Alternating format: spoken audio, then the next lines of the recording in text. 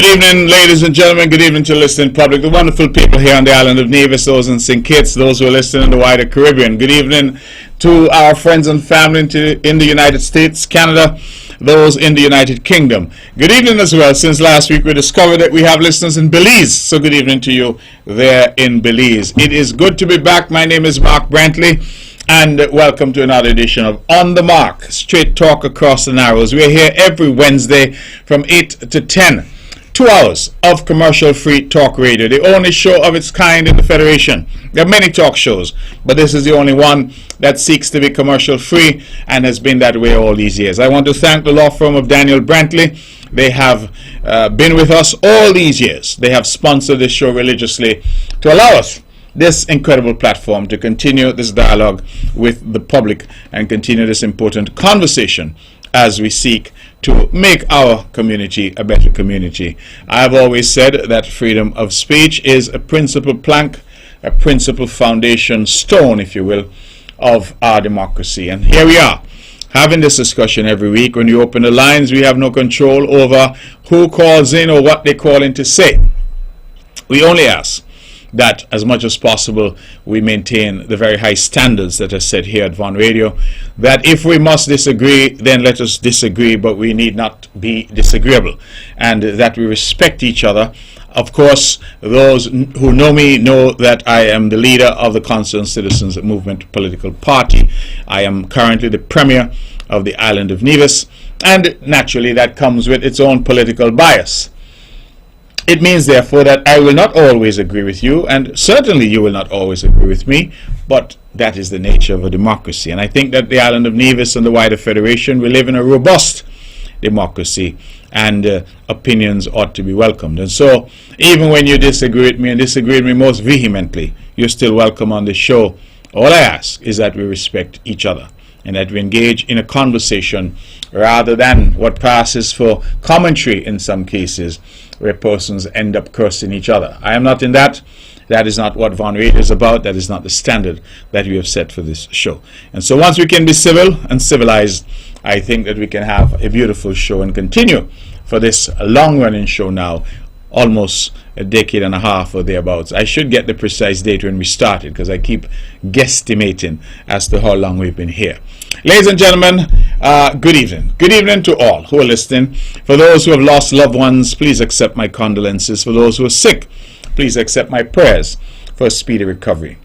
Schools are, of course, reopening. I would like to advise parents in St. John's and St. Paul's that my back-to-school backpack program, Believe in Yourself, that program is back up and running after a 2-year hiatus due to COVID. We have received some beautiful backpacks for the primary school children in the area. I just got the tally today about the primary school children in St. John's and St. Paul's. Of course, I'm sure by now some parents would have purchased their supplies, and so if there are parents who would need, they can reach out and contact and see whether or not we can help. That is, parents who are in other districts of Nevis. This has been my way of trying to give something back to the constituency that has been so very good to me all these years. The people of number 9, St. John's and St. Paul's, have voted consistently for me since 2007. And they have done so in every federal election since 2007, 2010, 2015, 2020, and of course, most recently in 2022. I am grateful to them for their support and their love and their continued commitment. They are with me and I am with them. And this is just one small measure of me saying thank you and trying to help. This year we got a limited amount of supplies as well. So I believe that the knapsacks have an exercise book, they have some crayons, they have a pencil set, rulers and the like. So basic erasers, basic tools, and every little helps. And so naturally we hope to have those in the hands of our students as quickly as possible. We have packed them out. I want to thank all the amazing volunteers who showed up yesterday and really helped me to put these bags together, and I want to say thank you to them. They did a wonderful job, and certainly we hope that by tomorrow latest we will have those distributed. Usually what we do is we deliver them to the schools. So the various schools in St. John's and St. Paul's, and then the schools will distribute. But as I said, if there are parents who might want a knapsack for their child, again, primary school age children, please, you can send me a WhatsApp, 662-6003, and we will see how best we can accommodate you. 662-6003. We do not have enough for the entire island because we would only have purchased enough to cover generally St. John's and St. Paul's. That is our usual target. But as I said, if there are people out there, send me a little WhatsApp. Don't call me, because if I don't know the number, it's unlikely that I will answer because I get inundated. But if you send me a WhatsApp message at 662-6003, I shall certainly try to respond. Moving on, New York and its surrounding areas. Of course, Monday, this coming Monday, is Labor Day, I'm told, in America. And we have the big Labor Day festivities in Brooklyn. But your CCM party will be there. And why are we coming? We're coming because we want to say thank you. We recognize that many of you made the journey home to exercise your franchise in the last election on August 5th, and that it posed tremendous difficulties because of the entry requirements that were there. We want to say thank you, and so we've organized an event on Saturday, September 3rd, from 3 p.m. to 7 p.m., and the address is 15 Kingsbridge Plaza in Mount Vernon. 15 Kingsbridge Plaza, Mount Vernon. And this will be on Saturday, September 3rd, from 3 p.m. to 7 p.m. We're going to have some food, some drinks, some laughter, hopefully. It will not be a political party event in the sense of a formal meeting. But certainly, we will be available if you have questions, if you have concerns, if you have ideas. I'll be there, and hopefully a few others will be there to answer those questions. And certainly, as I say, to say thank you. So all of New York, New Jersey, Connecticut, Boston, the surrounding areas, I'm sure many of the guys, even some from Canada, will be in the area. Pass through, have something to drink, have something to eat. I was contacted by one of the organizers who said to me that the number of people who are interested, we will run out of things very quickly. And I said, if that's the case, that's good. When we run out, we drink water, or we go and we order pizza from Domino's or one of those, you know. This America. One thing about America, you could always find the corner store is always open. So thank you all very much in advance. I look forward to seeing as many of you as possible on Saturday. So if you're listening out there, Doc, if you're listening, Dion, if you're listening, Dr. Huggins, Sadio, all of you, if you're listening, we're asking you to come out and be a part of it. My sisters, of course, Helen, Saroya, my brother Jerry, my brother Trevor, my beautiful aunt Ornette. Good night, Ornette. I hope you're doing well. If you all are there, we expect Shanita, the whole crew, Lloydie, everybody. We're expecting to see you, and of course, give us an opportunity just to say thank you. It is important to say thank you, and that is what we are aiming to do. And so that will, again, let me just pull it up here on my phone so that I give you accurate information. That will be this coming Saturday. That is Saturday the 3rd, from 3 p.m. to 7 p.m., 15 Kingsbridge Plaza in Mount Vernon. It's a get-together. It's not a formal event, just a get-together. So come in your shorts, and let's have something to eat, something to drink, and a chat. So that's where we're going to be. Now, ladies and gentlemen, we've had some fantastic news. I hosted my press conference, and I was able to make some very important announcements. First of all, we are pleased to say that our National Heroes Day concert that we started some years ago, but again, that we had to stop because of COVID, that we are reintroducing it this year. And so on the 16th, Friday the 16th of September, National Heroes Day, we will have a concert that evening. Our concert will feature superstar reggae band Morgan Heritage, superstar reggae artist Freddie McGregor, a young reggae artist Jamil. We'll have the Greenhouse Band, Infamous, Grandmasters Band, DJ Woodis, Selector Bobby, and Toby, and I'm told another youngster called Chino McGregor, who's Freddie McGregor's son. So that will be the lineup. We have people who are calling, asking to be added to the lineup. We will see, of course, what we can do.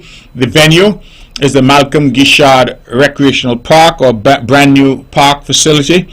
And we are hoping that all of St. Kitts and Nevis will come out and just be together. It's all about coming together. It's all about friendship. It's about fellowship. It's about brotherhood and sisterhood. It's about family. It's about bringing our people together to celebrate our national heroes, persons who would have given so much. We enjoy what we enjoy today because of the foundation that they built.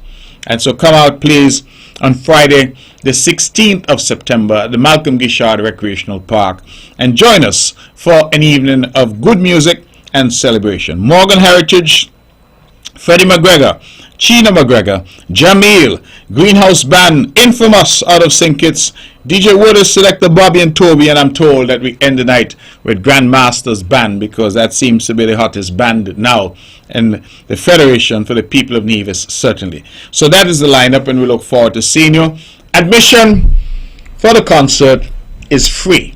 All we're asking is that you bring your best behavior and you bring with you something national. So we're asking you to wear your national colors, bring a flag, do something of that nature. Show your civic mindedness and your pride in your country, your patriotism, as we celebrate our national heroes. And so we look forward very much to this concert. It is a first in the last 3 years, and so we're delighted that we have been able to do that. We have some sponsors that we're talking to get on board to help us to defer the cost, but the idea really is to bring our people together. And so we look forward very much for a good night of good vibes, conscious music, as we get together to celebrate our national heroes.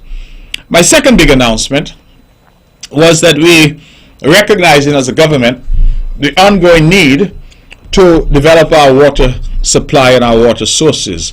Recall with me, if you will, that the majority of our water comes from wells, groundwater, and that is particularly vulnerable to climate change, to the droughts that we've been having. And so even this year, we've had short periods of having to ration water because of those difficulties. We've had a prolonged period of drought. The rains have come back, and so we are hopeful that that period is behind us for the rest of the year. But nevertheless, as a government that's looking forward, we're looking for alternative sources of water. When I was foreign minister, some years ago, I negotiated with the United Arab Emirates for 2 desalination plants for St. Kitts and Nevis, one on St. Kitts and one on Nevis. And we're proud that years later that it is now coming to fruition, and we expect that the desalination plant will be constructed in the Butlers area here on the island of Nevis. It is a small plant. I'm told it will generate about 3,400 gallons per hour. And the good thing about it is it's a pilot project. This plant will be powered by solar. Now that is important because, as we know, the difficulty sometimes with desalination is a high cost of electricity. So the fact that it's being powered by solar means that it ought to be a lot cheaper to operate. So the plant comes with its own solar electricity generation, and we're hopeful that because of that we would be able to proceed and get this water into the system. Now, if we can perfect this, it means that we have a perfect solution to any water woes, since despite the difficulties that we may have with water on the island from our aquifers, the underground water supply, we have a never-ending supply of seawater. So if we can take seawater, or what they call brackish water, and transform it into potable water, which meets WHO standards, we would have solved this riddle of water difficulties on this island forevermore. And so desal is not new. The problem with it has always been the cost. Of course, water in Nevis is incredibly cheap, some of the cheapest in the region. And at some point, naturally, we would have to look at all that, because, of course, when something is so cheap, people tend to waste it. But we would have to look at that. Water is life. We need to ensure that everybody has access to potable water, and that is critical for us. And so part of what the government has been doing is seeking to expand our supply. We have already invested heavily in complete revamping of our distribution and storage system. A major undertaking here on the island of Nevis. And every time we do roads around the island, we upgrade the water infrastructure. So all the water mains are being upgraded, and I'm sure you've already seen the difference. Some people used to complain about low water pressure.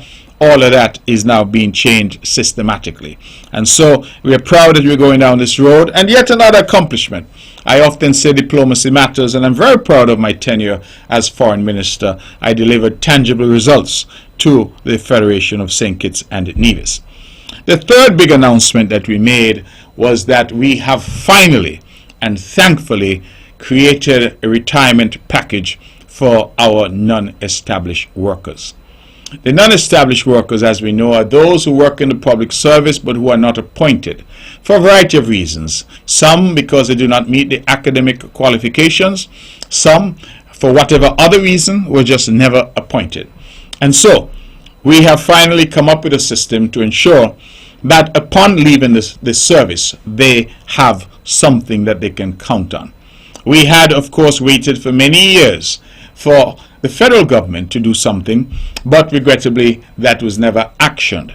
And so year after year we kept delaying until we finally said 3 or 4 months ago that we will put something in place, and that effective September 1st that retirement package will go into effect. I want to thank very much the lead of the technical team that we put together, Permanent Secretary in the Premier's Ministry, Wakely Daniel. I want to thank Permanent Secretary in the Human Resources Department and Ministry of Human Resources there, P.S. Edson Elliott. I want to thank the Permanent Secretary in the Ministry of Works and Labour, P.S. Dr. Ernie Stapleton. I want to thank our P.S. in the Ministry of Finance, P.S. Colin Dorr. And I want to thank Mr. Gary Liebert, who heads the Social Security effort on the island of Nevis, but who spent many years as head of our Labour Department, for their effort in bringing a package that has been discussed with our non-established workers. I'm told that they have had a number of town hall meetings, and that this has been an interactive consultation, a consultative process, and that the package that has been designed goes into effect as promised on September 1st. I feel very good about that, because this is a commitment that we have made and a commitment on which we have now delivered. The preliminary costing on this, we will budget roughly $2 million a year to cover this, and we hope that with gratuity and with some pension payments that our non-established workers will have a greater ease and greater comfort. Now the question has been asked from some who say, oh, I was there for a long time when I left some time ago, what about me? Regrettably, we couldn't go backwards.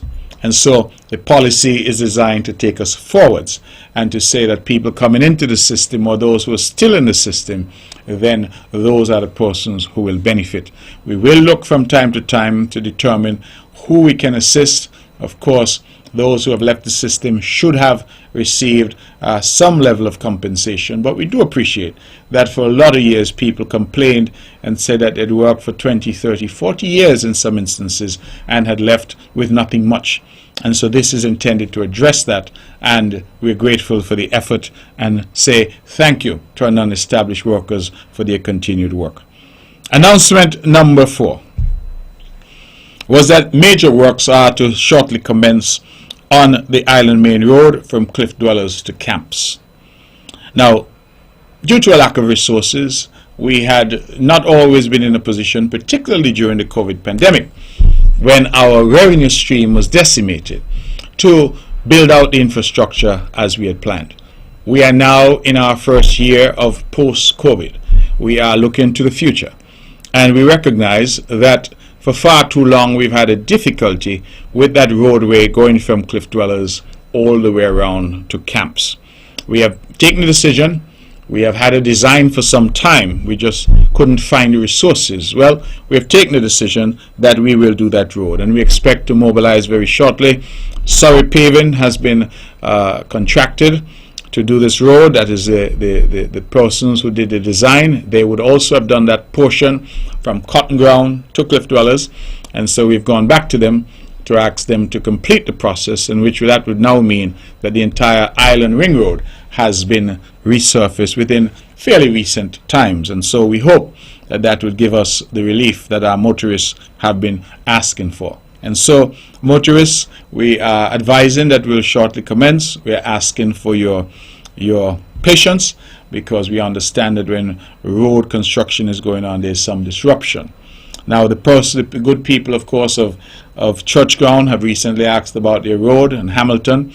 The good people of Westbury, Fountain, and Mount Lily have also been asking about their road, and we are committing to those projects as well. We're simply saying to you that for our purposes now, we will prioritize the Island Main Road and seek to get that road completed and get that out of the way. And then as we move into the new year, we'll be looking at some other major projects, Church Ground and Hamilton, and of course Westbury, Mount Lily, and Fountain. So that is what we're looking at. But for purposes of the announcement from me yesterday at the press conference, it was that major works are to commence shortly on the Island Main Road from Cliff Dwellers to Camps.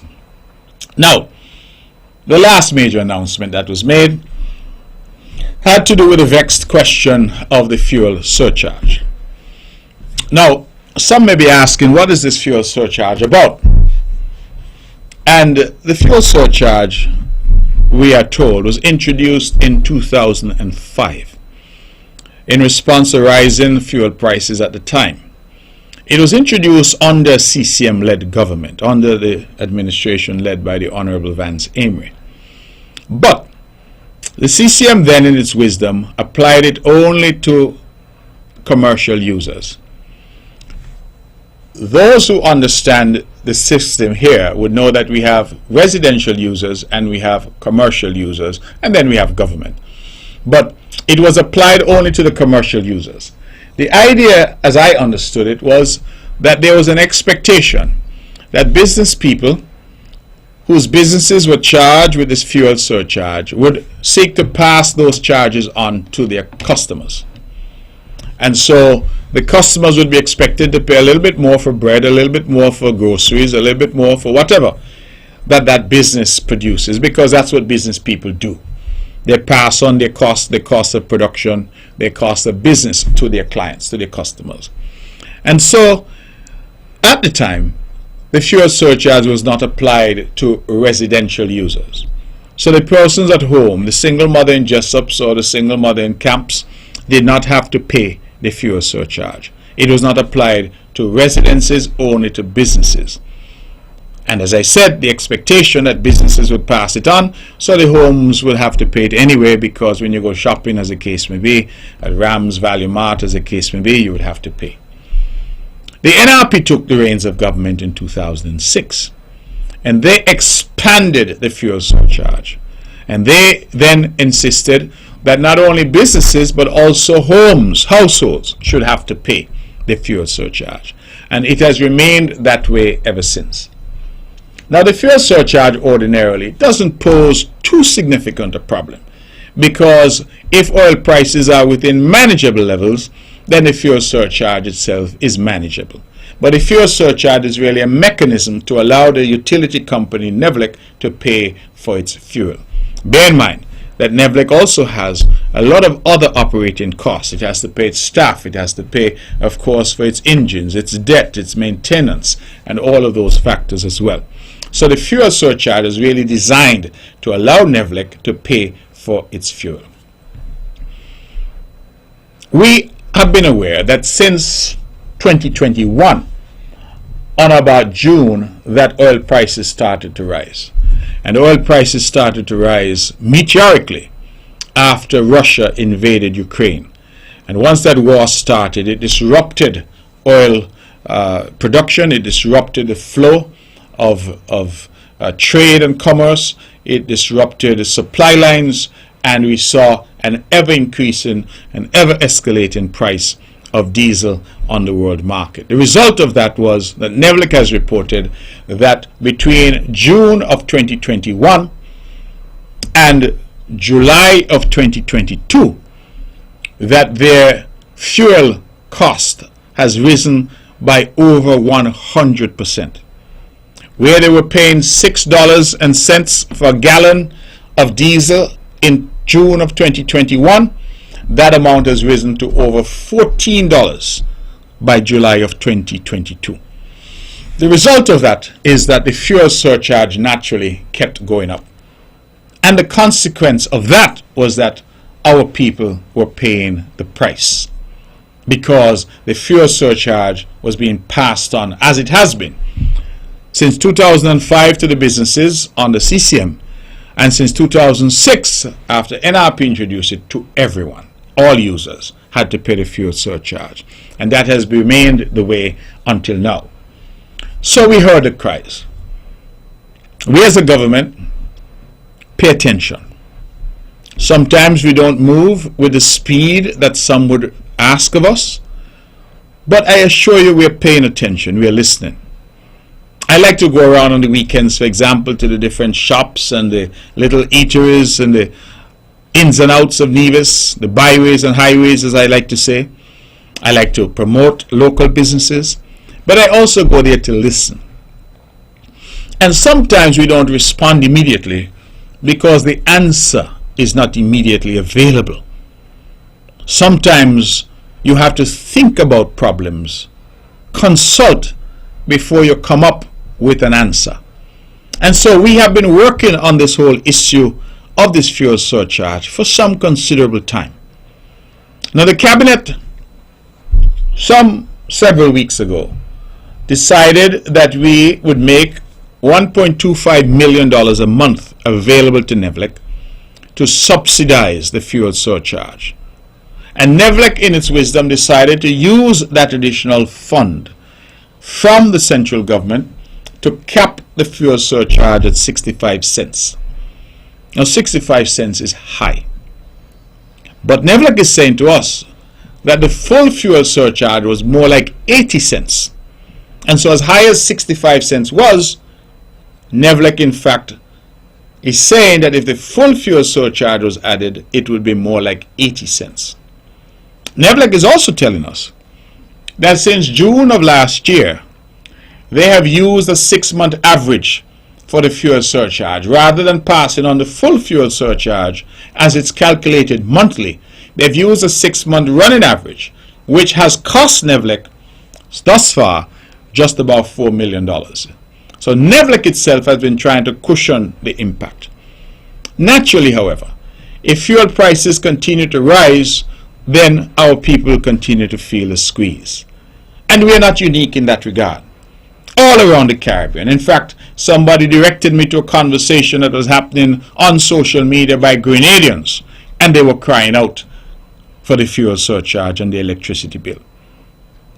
Every single country in the Caribbean, and indeed every single country in the world, even the great United States of America, has been groaning under the specter of inflation and higher costs associated with the increased cost of fuel on the global market. Fuel, you hear what it's called? Fuel, because it fuels the world. Economies run on fuel. Electricity engines, turbines run on fuel. Cars and lorries and trucks run on fuel. Planes fly on fuel. And so when fuel prices go up, there is an escalator effect, and that everything goes up in terms of the cost of living. And that is what we have been dealing with here.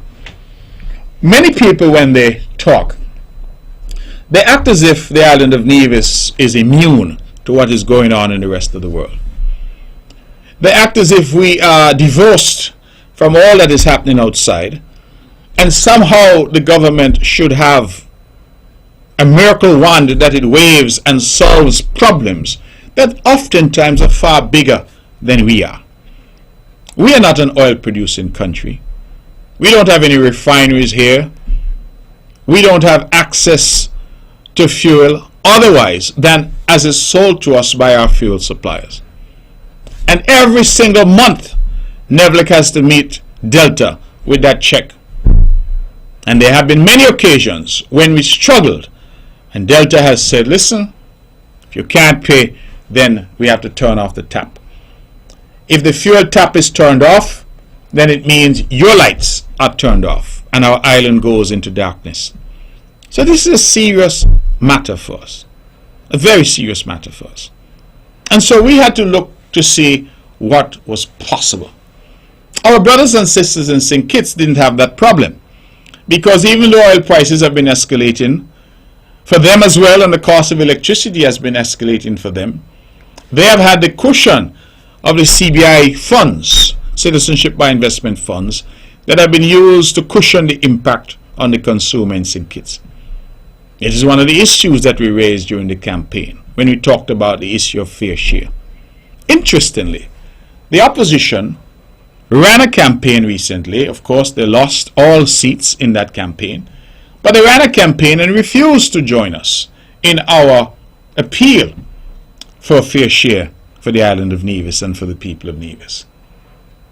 But they're the same people who now appear to be saying in every forum that they're on that we need to do something about the fuel surcharge and we need to do something about the high cost of electricity. And we listen to them too, because they are citizens of our country. And certainly my leadership style is to listen to everyone. I listen to everyone. I decide whose advice I will take and whose complaints and whose issues make sense to me. That is my choice. But I do listen to everyone. And those people who support the NRP and the NRP leadership, they are citizens here as well. And if they have an idea, they have a contribution to make, absolutely, I'm prepared to listen. And so we listen to them. We listen to our own supporters. We listen in the byways and the highways, by the little shops. We listen during our house-to-house campaign. And our first effort was 1.25 million per month as a direct subsidy. While that was able to cap the fuel surcharge at 65 cents, naturally it is still quite high. And so our people continue to suffer. And as we engage with our people, we continue to hear that this was a problem and that people were not seeing any dramatic reduction in their bills, because even though we had capped it at 65 was so much higher than what they had been accustomed to. The fuel surcharge, I saw the numbers from early 2021, the numbers were like 27 cents, 29 cents. So that's a huge rise to be 65 cents, even though the actual cost, as I said, is more like 80 cents. So we had to go back to the drawing board. And I want to thank Chairman of NEVLEC, Mr. Stedman Truss. I want to publicly thank him and acknowledge him for his Herculean effort in this regard. I want to thank the General Manager at NEVLEC, Mr. Albert Gordon, who was the one who was crunching numbers for us and providing us with the critical information that we needed. I want to thank my colleagues in the cabinet who have been agonizing over this issue. We have been looking to see what we could do, understanding, of course, that the government itself has limited resources and that every step that we make comes at a cost. And I was very pleased that for my press conference yesterday, I was able to announce that as of September 1st, we will remove in its entirety the fuel surcharge from our residential customers. And so, in a sense, we've gone back to where we were in 2005. We will remove in its entirety the fuel surcharge from our residential customers. Our commercial users will continue to pay the fuel surcharge, but they will not pay the full surcharge. We will cap it at 65 cents, which is what they're now paying, and which they paid for the month of June, and we expect for the month of July and going forward. 65 cents will now be the cap for the commercial users. And note I use the word cap because, as I understand it, that means that's the ceiling, that's the upper limit. Naturally, if fuel prices were to drop, then we would pass on whatever savings to our commercial houses as well. But since we feel that the commercial houses have the ability to factor any increased costs into their pricing, that our householders were really the ones who were getting what we call a double whammy, because they're having to pay the fuel surcharge at home, and then when they went to the supermarket, they were still paying increased prices as the supermarket passed its fuel surcharge onto them in terms of increasing the cost to them. And so this was a solution we came up with. It doesn't come free. because we have had to dig deep and seek to find an additional $500,000 per month to NEVLEC in order to provide this subsidy. But rather than that $500,000 extra being used to subsidize commercial users as well, we have said give our residents a break on their home consumption and let the business houses pay at the limit, the cap of 65 cents. And naturally we hope, because there's some prediction that the August prices of fuel might be a little lower, that things can stabilize and that we may see a downward trend in terms of pricing. I, ladies and gentlemen, am really proud that we have demonstrated that we are government that listens. We are government that plans. We may not jump at every noise that is made, but we listen, we plan, and we execute. We have demonstrated that in relation to the road from Cliff Dwellers. We have heard the complaints of our people. We have demonstrated that because we have heard the complaints of our non-established workers. We have demonstrated that because we have heard the complaints of residents about the high cost of electricity.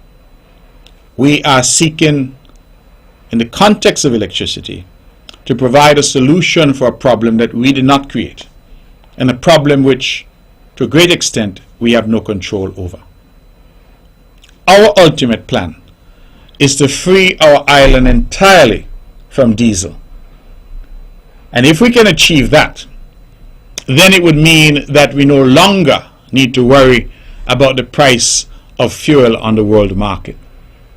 It is our ambition, and has been our ambition for well over a decade, to commercialize and operationalize our geothermal project. I would have met just last week with consultants who were here. We also would have had a Zoom meeting with the CDB that is offering assistance on this project. And the consultants said yet again that the island of Nevis has one of the best geothermal resources in the world. And so it is as if we are sitting on gold. And the problem has been, how do we extract that in a commercially viable way and a sustainable way for the benefit of our people? I think we are now closer than we've ever been. I am told that a drilling contractor should be selected as quickly as December. We have reached out to the federal government. I have engaged with new Prime Minister Drew. He has directed me to engage with Senator Joel Clark, who I'm advised is an expert in this area. And we have engaged in a very meaningful way. In fact, I was very impressed that our new Prime Minister has indicated that energy sustainability is one of his key planks for his administration. And of course, achieving energy sufficiency, achieving energy independence is for us a critical goal. St. Kitts and Nevis can become, with geothermal energy, the first completely green country in the world. We have the potential, we are told here in Nevis, to export power to St. Kitts, and we have the potential to export power to neighboring islands. For now, we are focused on the initial project, which is to electrify all of Nevis using geothermal. And just to put it in context for you, whereas now we're talking about a fuel surcharge of 80 cents if we use the actual number, plus of course the cost of generation, that is 80 cents per kilowatt hour. Geothermal that we are discussing is being discussed at a price of about 11 cents US. So geothermal is being discussed at a price of less than 30 cents. So if you compare 30 cents to 80 cents, you realize the significant savings that geothermal would create in terms of the cost. But also, we become green. And in terms of our own commitment to climate action, our own commitment to reducing carbon emissions, our own commitment nationally, regionally, and internationally to saving this planet, it means that green energy is certainly the way to go. It is the wave of the future, and the island of Nevis is blessed with what the experts are saying is one of the best resources in the world. And so that would be our long-term plan. Well, let me not say long-term, medium to long-term plan, to remove ourselves entirely from any dependence on fossil fuels, any dependence on diesel. Importing diesel for us will be a thing of the past. And so what we are proposing now is to ensure that our householders are shielded from the fuel surcharge by removing it from their bills. They should see an immediate relief starting September 1st. Our businesses, we're providing some limited relief because we're capping it at 65 cents to you. And our ultimate goal is to remove this wretched fuel surcharge entirely from everybody once we can replace it with a renewable energy source such as geothermal. So that is the plan. And this is a government that continues to work for you. Ladies and gentlemen, it is quarter to the hour of 9 o'clock. I believe I've taken some time to lay out some of the points that I wanted to make. Oh, how could I forget before I open the phones? One other announcement is that I'm asking for the patience of those who use the water taxi pier, that area, because we are about to embark on the construction there of the reception area. As you know, we had purchased some years ago a building that was there, and we are now have everything approved and ready to go in relation to that. I've asked the Honorable Alexis Jeffers to lead on that particular project because he was the lead on the construction of the water taxi pier, and we are hopeful that we can get that project done in time for the start of the new tourism season. So we have been working for you, and we will continue to work for you, and we are optimistic that we can get these projects done in a timely fashion within budget so that the people of Nevis would be the beneficiaries.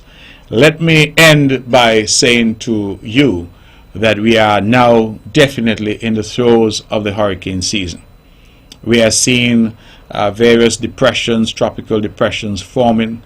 Please bruise our knees together. Let us pray to God that we are spared yet again. But even as we pray for the best, let us prepare for the worst.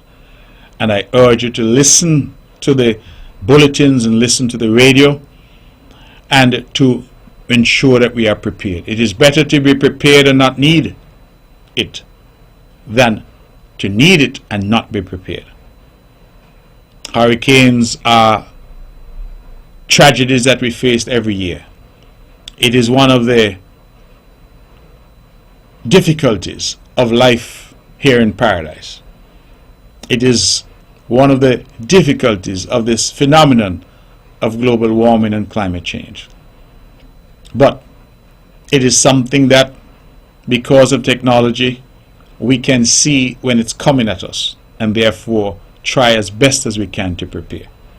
Our best preparation is to pray to God that we don't have any storms this year. But if storms were to come, I urge you to ensure that you are prepared for the storm. We will ensure that our shelters are in good order. We have invested over the years to make sure that we have a good cadre of professionals. And I'm asking you please to pay attention. Too many of our people are telling me they don't listen to radio, they don't pay attention. And I'm asking you to change that. Pay attention. Get involved, because the life you save might just be that of yourself and your family. It is now just about 14 minutes to the hour of 9 o'clock. I'm going to open the phones and take some calls. The numbers to call are 869-469-1616 and 869-469-1700. Good evening, you're on the mark. Okay, that caller isn't there. We have someone else. Let's try this caller. Good evening, caller, you're on the mark. Good evening, sir, Mr. Brantley. Good evening to you. Okay, I have two inputs. The first, let me ask this question. The overseas voters, right, who come home to vote, and the non-nationals who are registered and overseas and are coming back to vote, are there anything in place in this constitution or in the federation that they should be paying taxes. Because if they're out there having another system applied to them, like America, Canada, England, and Europe, they are paying taxes to those governments. Are they paying taxes to our government here? I would see it fairly and equally if they are paying taxes and they're coming home to vote. I have no problem with that because I know the Constitution gives them the right to come home and vote. But are they paying taxes? Okay, another one, Mr. Brantley. Yes, I'm listening, caller. Go ahead. Yes, the water. I have seen a lot of buildings, such as government and private buildings, such as Rams and Asphalt. They have a big roof, and the water just run off, and nobody catching water. You know, like the complex, the schools. These water can be used for the same facility or the same establishment. They could use the same water, and then would have less water from the government using. They could use their own supply with the store. And another thing I've seen, like when they have pressure building up in the pipes, I have seen the water department go around and go to the valves and open up the valves and let that water run off. When I think they can have a pump truck who come and collect the water and give to a farmer for his livestock and the plant. So I want to know if something can be put in place to make sure that we can use these things instead of having them wasting like that. The water I'm talking about. Now, let me another example now. A car moving from in America from the east to the west, brand new car, and the engine just got shattered, but the body of the car is in good shape, plastic still on the seat, and I bought that car for like $2,000 and bring it down here. But when they see that new vehicle from the inside and the mileage, they will say, "Oh, that's a brand new car. You can't be buying that for $2,000." And they put their own price over the customs. Now, I said that to say this. When I go to the grocery store and I see cornflakes was for $12, and I go back and I see it for $22, I mean, I want to know if any system in place with the government can make sure that they can't inflate these prices. I know the surcharge would be implemented them, the commercial places. But if you could tell me that I didn't buy a car for $2,000 and you make your own price, I think they can say, okay, that complex was for $12 and I don't think you should, put it back for $12. Make your price and put some control on the prices here on the island. All right. Caller, thank you. You've put quite a lot on the table. On the issue of overseas voters and whether they pay tax, that is not a requirement by law. Many of them do pay tax because they have property here, they have business here, but there's no requirement by law that they be a taxpayer in order to come home and vote. The only requirement is that they be lawfully registered voters. So I want to clear that up for you. The issue about water and harvesting water, I agree with you. It's not just off the roofs, but of course a lot of water comes down the guts and the roads and just runs into the sea. In other countries, they're now trying to get mechanisms where they could harvest that water. And so when rain does come, that as much of it as possible is harvested to be used in the future. That is something that we would need to look at going forward. You would know, however, that most of the construction, certainly of residences on this island, have provision for cisterns and or water storage. In fact, that was commonplace in years gone by, that most of the construction had some preparation for some water storage. And so those who didn't have a cistern would have some tanks that are done. I'm sure you would see some of these big black tanks, plastic tanks, that are often done for water storage. So the culture of trying to harvest rainwater here is a culture that already exists. I think what you're suggesting is that we extend it. And I agree with you on that. I think that's a brilliant suggestion. It is being done elsewhere, and it is something that we would have to look at, so that as much as possible when we do get rain, we try to maximize what we use and what we have for use from that rainfall. On the last issue that you raised, I think that there's a misconception, and you are in a way trying to compare apples and oranges. The reason why the customs reserve the right to value anything that comes in at customs is obvious. If you or I go out and we buy a car for $50,000, there's a temptation to come in and say to the customs that we only paid $10,000 for it, because customs is paid based on the value. And so customs has the capacity to revalue for their purposes. Take, for example, if you went up to New York tomorrow and you had a wealthy cousin who had a brand new Mercedes vehicle costing $150,000 US. He says to you he doesn't like it anymore. You know what? You're my family.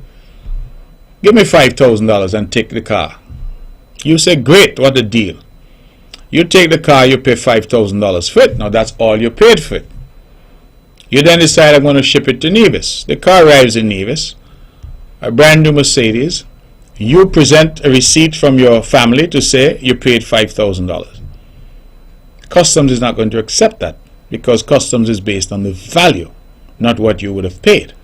And that is why they say, no, this vehicle is valued at $150,000, and so that is what you will have to pay on. Now, some people say that's not fair, but can you imagine the alternative? The alternative would be that everybody would bring in something, and they would bring in a fake receipt with it. Let's get real. And that fake receipt would be at a serious undervalue, and then the country would lose money, because that is how the country makes money in terms of its taxes. Remember, we don't have personal income tax on this island. And so whereas other countries, and I always use Barbados as a good example, has personal income tax, but in addition to that, they also have high import duties. We only rely on import duties. So our taxation system is what they call indirect taxes, not direct taxes. Now, you talk about conflicts, and I've heard the argument made, but I think again there's a misapprehension about price control and how price control works. Price control in our country is only on the basket of goods. So the basics: rice, flour, sugar, milk, and I believe one or two others. Price control doesn't mean that the government tells merchants what they can charge for the majority of products on their shelves. So if you want to buy Campbell's soup, or you want to buy, I don't know, ice cream, Haagen-Dazs ice cream, if you want to buy Kellogg's cornflakes, that's your choice to purchase what you desire and to purchase what you can afford. The government doesn't go to a supermarket and say, listen, you cannot sell your Kellogg's cornflakes for any more than $12, as you've suggested, because that commercial place has a right to sell its products in a way that it earns profits, because that's what it's in business for. What we urge customers to do is to shop around. So we always say to customers, listen, if one supermarket has it for $12 and another has it for $22, then buy at the one with $12. Some families will tell you, for example, that when they do their weekly shopping, they visit 3 or 4 different supermarkets. They buy their meats at this one because it's cheaper there. They go and they buy something else at the other one. And so I believe that those decisions should be consumer driven. It should be for our consumers to be smart about how they spend their money, and where they find that the price has moved, as you've described, from 12 to 22, to shop around and to see whether or not they could get it someplace else. Having said that, however, a lot of pricing in relation to food that has escalated globally, because just like the price of oil and the price of fuel, there has been a crisis globally of rising food prices. Just turn on your TV to CNN, BBC, or any of those channels, and they're talking about the increased cost of food. Since COVID, supply chains have been disrupted, and it has posed a major problem, exacerbated now by the war in Ukraine. What then do we do? My government would have taken a decision that we removed the customs service charge and all of that from food and food items. There's no more VAT on food. And so we said, let us take the government's revenue out of it entirely. so that you're left only with what the merchants would have paid and their markup profit and the customer. That's what you're left with. The government has taken itself out of it. And I thought we were doing something good. That is what the technocrats advise could work to provide some relief on the price of food. I then met with the main supermarkets. In fact, I think I can call their names. I met with the proprietors of Best Buy, Value Mart, and Rams. And I met with them to discuss this initiative and to determine how it was working, and to say to them that it was critical that their savings at the port were passed on to the consumer. And you could imagine my shock collar when one of the merchants said to me, they are grateful for the effort, but it will not make a difference to the consumer. And I said, well, how could it not make a difference? The government is foregoing its revenue, and we expect that to be passed on. They said, yes, that is welcomed. But every week that they order food from Miami, the prices have gone up. Matter of fact, they made reference to eggs. And they said that they were buying, I can't recall the terminology, but a carton, I think, a container of eggs. They said that thing had about 40-something dozens or something like that. I don't want to misspeak. So let me just say they were buying a container of eggs. And they said they used to get that for about $42 US, and it had risen to over $90, to the point where they were now bringing smaller eggs in terms of importation. And they were doing that, they said, because of just the escalating costs. Shipping costs have increased. The cost of a container, what used to cost you maybe at $10,000 US, is now $25,000 US. So, caller, all around there are pressures that are not of our making, but that impact us. Just like the war in Ukraine is impacting us. Just like COVID impacted us. Another soul here created COVID. In fact, prior to COVID, many of us had never heard of Wuhan, China. So that is our reality. The government has to deal with those realities because it is our job to look out for our people. But we also recognize that we have limitations. And so whilst you complain naturally and quite understandably that your price has jumped from $12 to $22 for cornflakes, the merchant may well say, well, if I can't sell it at that, I can't recoup my costs with a little profit. And maybe the best thing then, I don't bring cornflakes anymore. The government cannot regulate the price of every single item on the supermarket shelf. And that is why I said the price regulation is really only on a basket of goods. And that is a misconception that many have, because they think it's the government's job to go into a supermarket and say, that can of beef is too much, that can of Vienna sausage is too much, that pound of chicken is too much. That is not the way price control works. We expect the market to take care of that. But the government has not sat back. We have said that the best way to deal with increasing global prices of food is for us to seek wherever possible to substitute locally grown food for that which we are importing. Now, why do we say that? One, locally grown food we feel is a better quality. We are buying tomatoes, we are buying cucumbers, we are buying food in the supermarket that comes out of Miami. We have no idea what has gone into that food, what chemicals have gone into it, what has been injected in it, what has been put there to make that tomato look yellow or red or whatever color it is. We do not know. And so we have said, let us incentivize our local farmers to produce more of what we eat. And let us ask our local people who live here to eat more of what we produce. So, we want to produce more of what we eat and eat more of what we produce.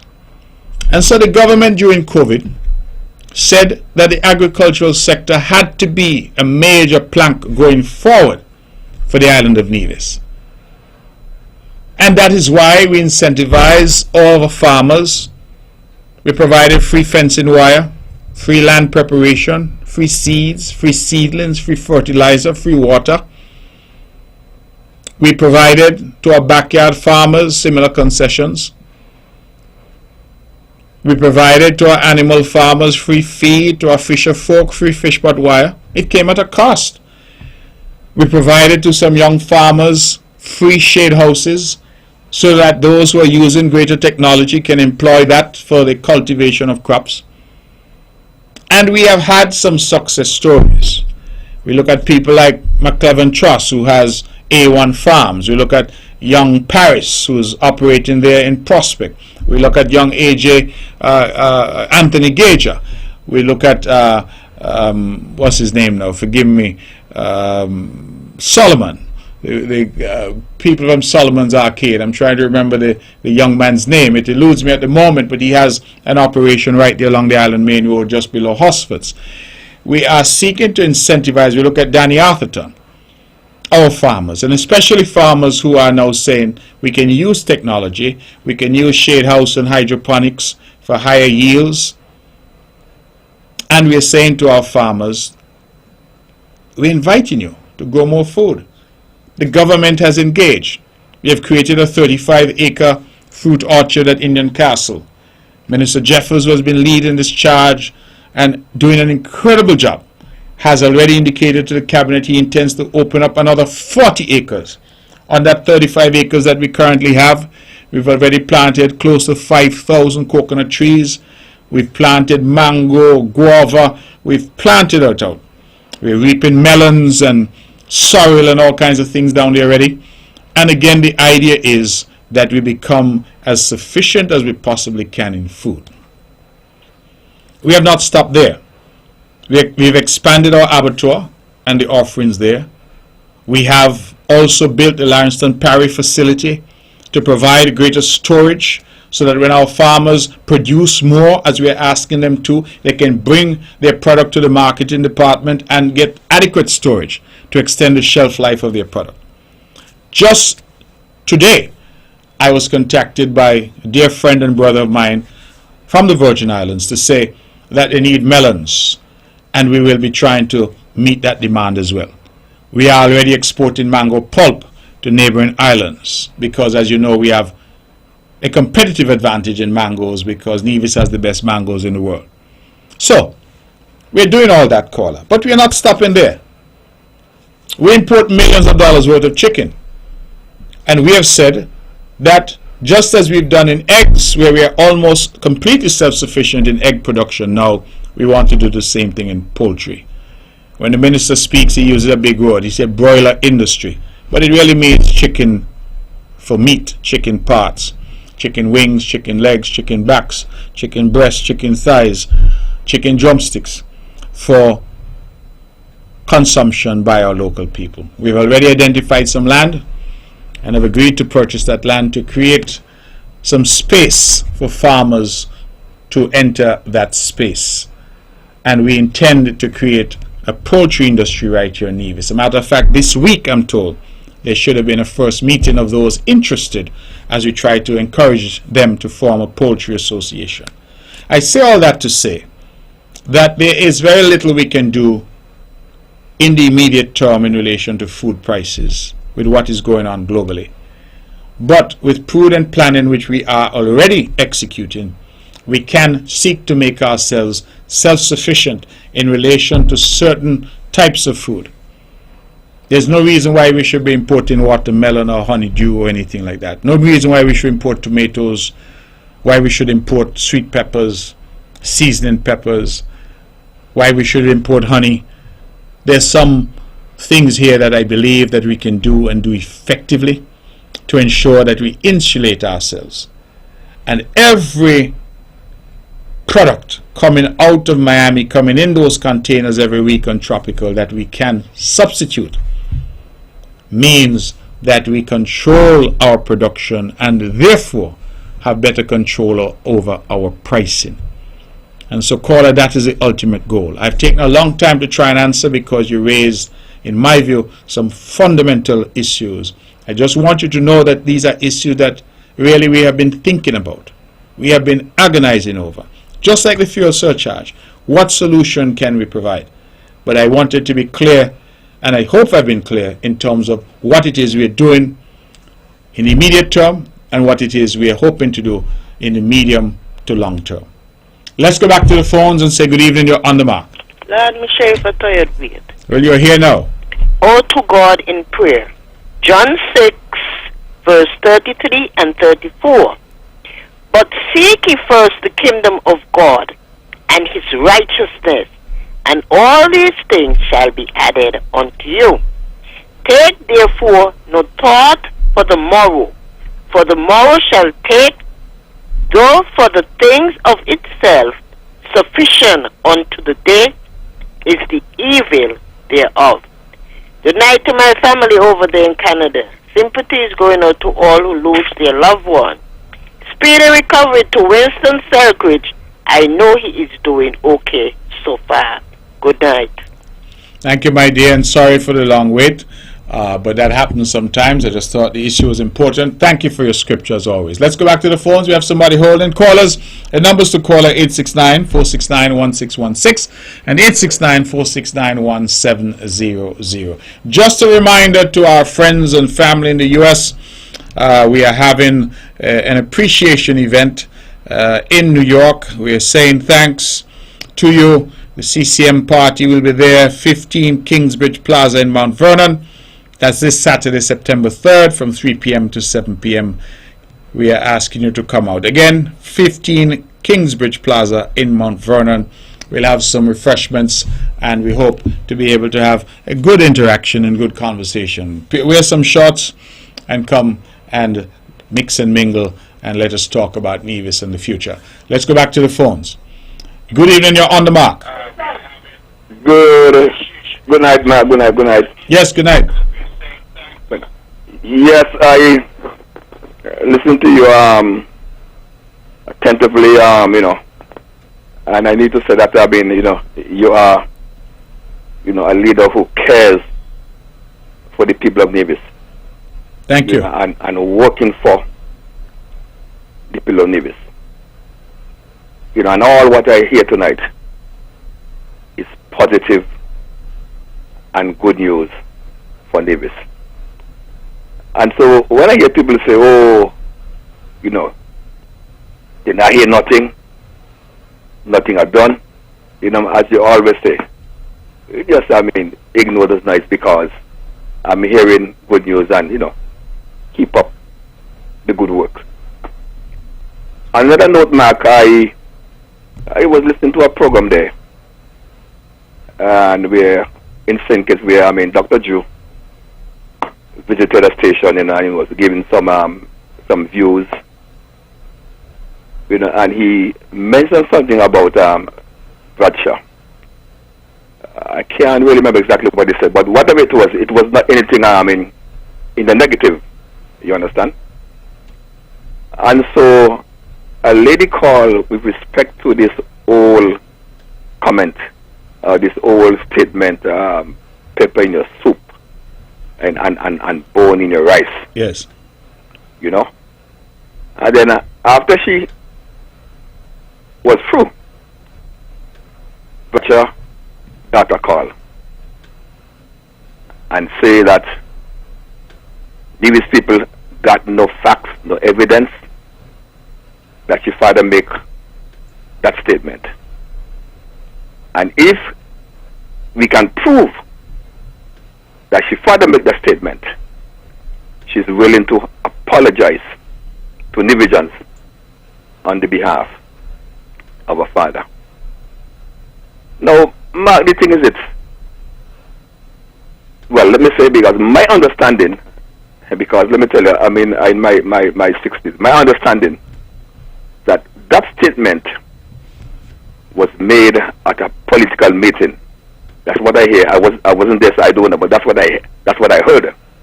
The statement was made at a political meeting.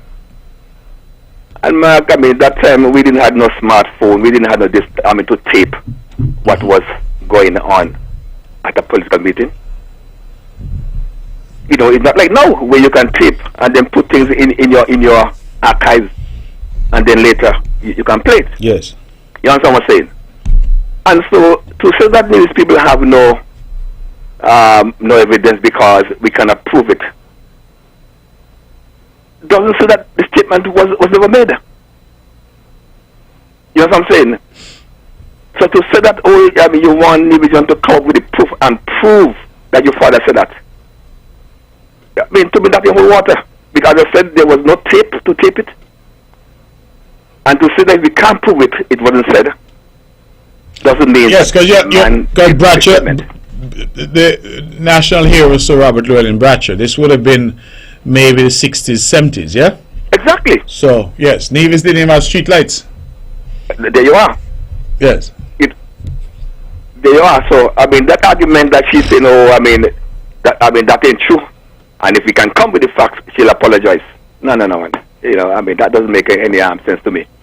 As I said, I mean, whether we can prove it or not, you cannot say that the man didn't make the statement. Okay. Having said that, Mark, again, with the same station, I mean, people call and talk, all kind of different things.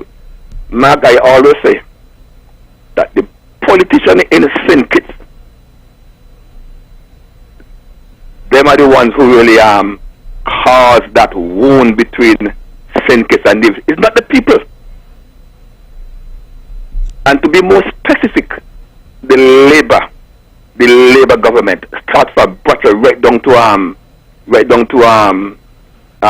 Douglas. You remember when he bounced our checks? You keep saying that. That is true. You remember when he crafted this plan with the NRP in the Cox box? And when he done it, what he say? You work. And so they have treated Nevis bad. The politicians, not the people, the politicians. And Mark, I am saying, Dr. Joe, he has a golden opportunity to heal the wounds of Nevis and, create that, that relationship. And I listen to you, and I hear what you say, and I am optimistic. He sound good. I just hope he don't allow the old leaven. Nobody call it leaven. Leaven is thing used to use long ago.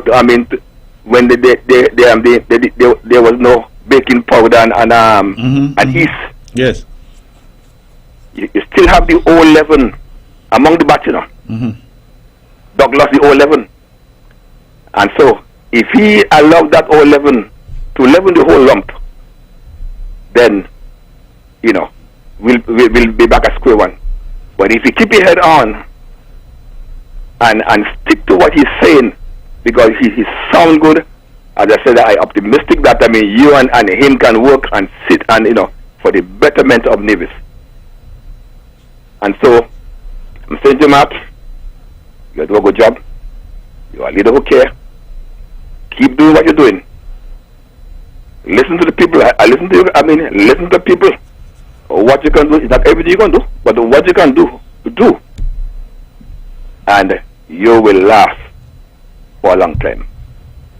God bless you. Thank you, my brother. Keep up the good work. Thank you. And I really, really appreciate it. And that is all that we can do, is the best that we are able to do. Somebody said to me just yesterday, because after we announced the relief to our people of the removal of fuel surcharge, the opposition was saying all kinds of things. I'm not even sure what it is they're really saying. One person called me and said that it appears that this was a political issue for them that they hope to use in an election, and that the issue has now been removed from the table, and so that is creating them to have, or causing them to have some anxiety. What I found was interesting, though, is the person said to me, listen, no matter what you do, you will not please everyone. And when he said that, I reflected that God sent his son here to us, who was perfect, Jesus Christ, and he was crucified. Matter of fact, if you recall the biblical story, they gave a choice to the crowd as to whom they would save and whom they would crucify. And what did the crowd say? Give us Barabbas the thief, because they preferred to kill a man who was blameless and perfect. Well, I am far, far, far, far, far from Jesus Christ. And so, if they would crucify him, then what can I expect they would do to me? So as I said, I'm not worried about the naysayers because some of them seem to be that is their only occupation. Some may say a preoccupation. I'm focused on doing the people's work, and I am assuring our people that we listen, we plan, we execute. And while things don't always happen overnight or as quickly as our people would like, we are working for them. And yesterday we made some announcements to the culmination of study, the culmination of looking at solutions, and we were able to come up with something workable that we hope will provide some relief. Now just let me remind our people, lest they come back, to say that the new provisions for the fuel surcharge go into effect on the 1st of September. Now when you get your bill in August, it will be July's bill. So clearly we'll have fuel surcharge in it. We are putting this in effect from September. So whatever you start to consume in September will have no fuel surcharge on it. I just want to make that clear, lest people say, well, I get my bill and my bill still have fuel surcharge. So if you're getting your bill in August, it would be for July, and when you get your bill in September, it will be for August. And so you may not see it immediately, but we expect that going forward you will get that relief of no fuel surcharge on your residential bill. Let's go back to the phones again. We have anybody holding, and say good evening, you're on the mark. Blessed night to you, Honorable Premier. How your night is going? Good evening, I'm doing well. How are you? I'm giving thanks being in the shows where you live. Now, I'm not close to radio to know your program setting, so can you indulge me in what you're speaking of, please? Caller, that's very difficult to do because I've been on for an hour and 20 minutes already. We're talking about a number of things, a number of announcements that were made. And so if you have an issue that you wish to put on the table, then that's fine, but it'll be difficult to recap. Okay, let me put this on the table since you say we have an issue. Yes. I would like to say I'm here in Nevis tonight, and I would like to thank for having me here in the hospitality of the Nevis shores. But one thing I see what needs to be really addressed. You see the little hut after you come off of the pier and you see around the corner facing the monument that is placed for the first female of Nevis, the Right Honorable Freeman Daniel. Yes. Well, you have a lamppost right into the structure of the area under there need to be removed from there. It's not looking good to be as a lamppost with a metal building structure where people are sitting under. If any light, bad wire gone in that aspect, is a fire will be developed and burn the entire area there. So we have to take caution of what we're looking at. If we're looking at safety measures, so that is something I bring to you as a premier of the Nevis Isle to take a look at that tomorrow morning and see that that shouldn't be there. A lamppost shouldn't be placed between the metal fence of the roofing where it's not a part of the building. Okay. All right, caller, I'll have somebody have a look. I confess I have not had that complaint before, but it is something that, as I say, we are government that listens, and so if something is wrong, then it's something that we'll have to address. I have something else to say, you know. Go ahead. Yes, I would like to say something else, please.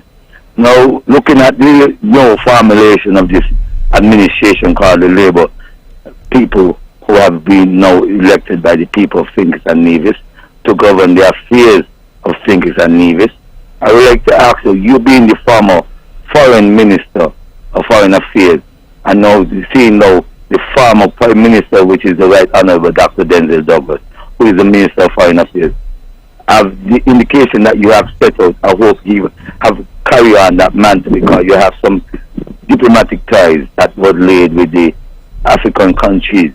So I would like to know if these are the measures that you have laid that he will continue as a foreign minister for Finkers and Nevis. Well, I can't answer that because certainly I would have done my part. I would have laid, as you say, some really good foundations with Africa, countries like Ethiopia and Ghana and Kenya and others, Zambia, the Gambia. But it would be now for the new government to set its own objectives in terms of foreign policy. I don't know what those objectives are. I have not yet heard them articulated, but we will wait and see. My view is and continues to be that we need to do more with the African continent. I've said that time and time again. When I visited Africa, I was in Senegal, I've been to Morocco, and the impression that I get not impression, what I've been told by our African brothers and sisters is that they see the Caribbean as part of what they call the 6th region of Africa. As you know, Africa has 5 regions in Africa: north, south, east, west, I think, and central. And so outside, the diaspora is referred to as the 6th region of Africa.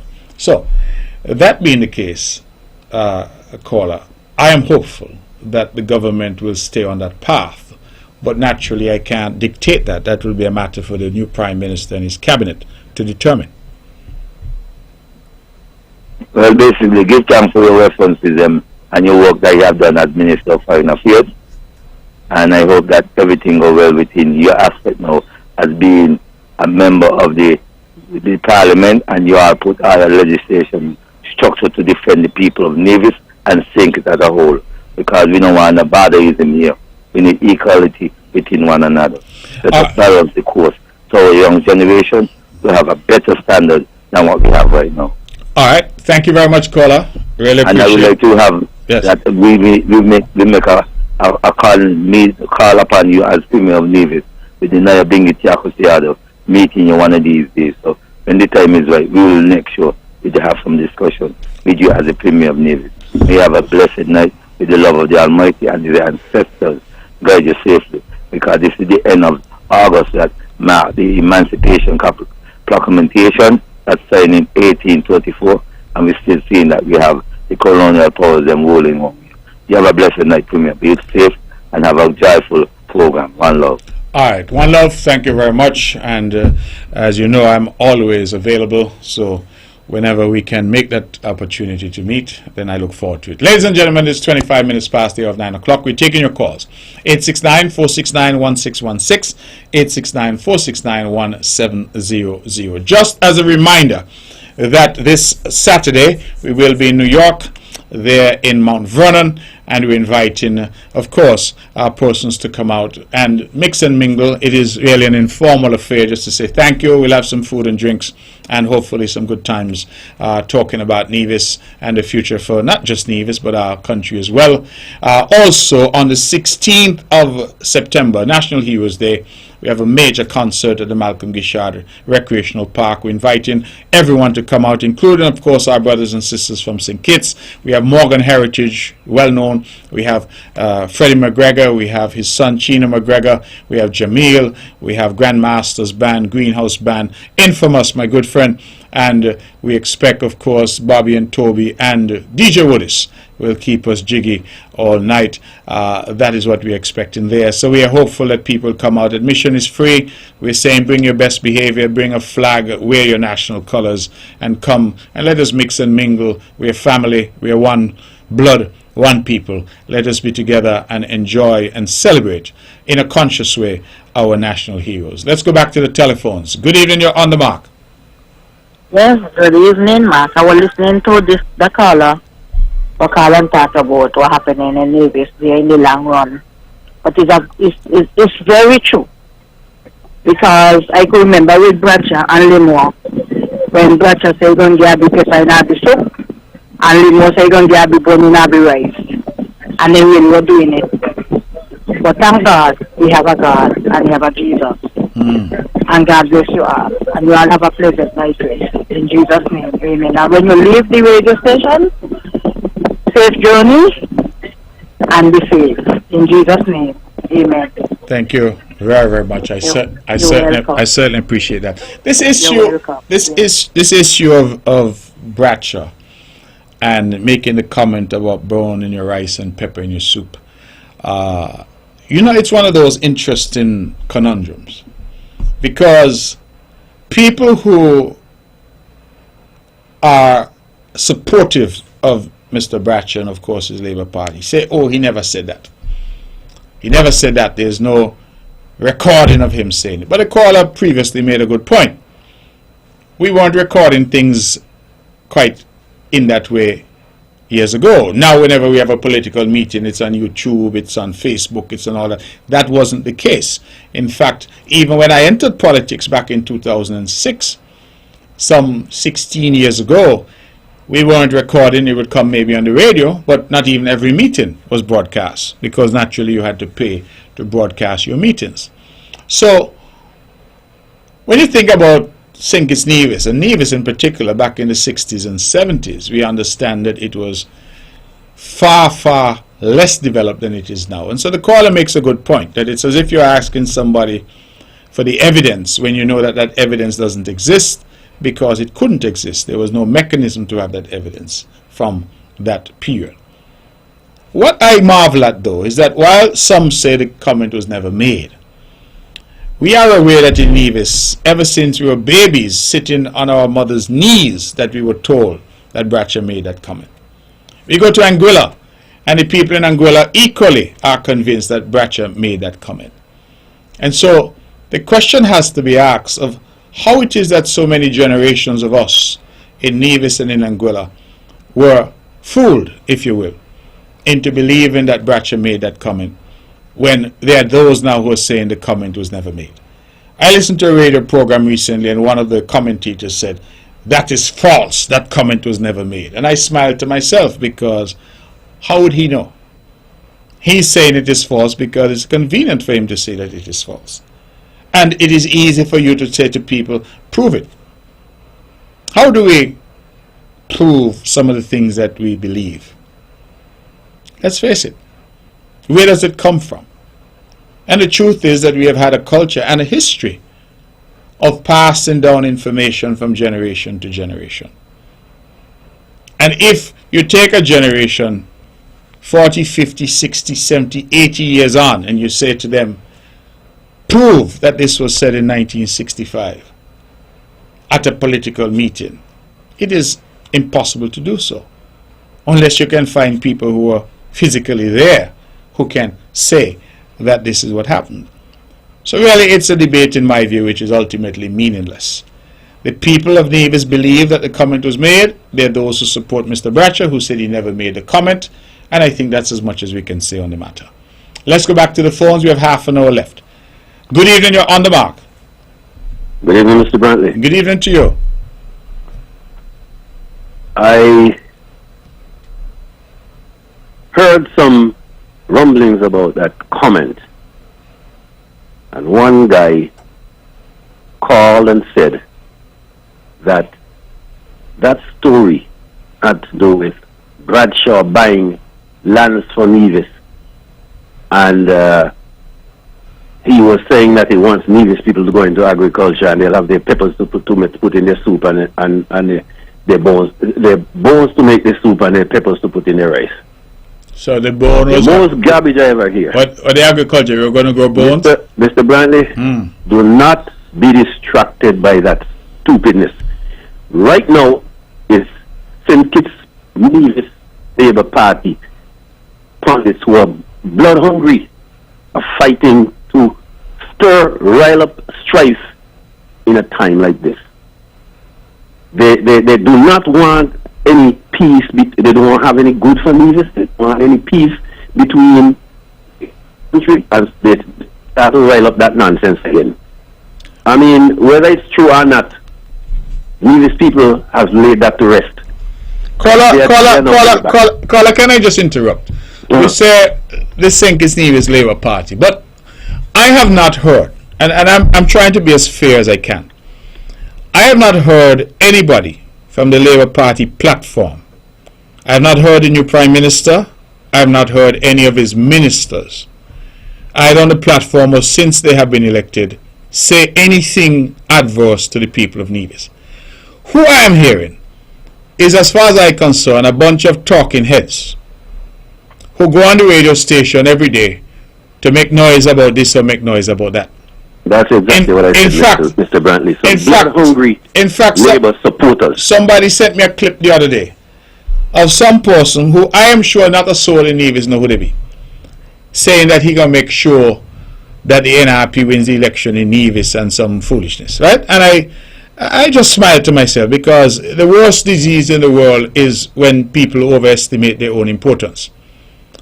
But my issue is that, and that is why I have said I am prepared to allow Dr. Drew the space and the time to show us what he's made of.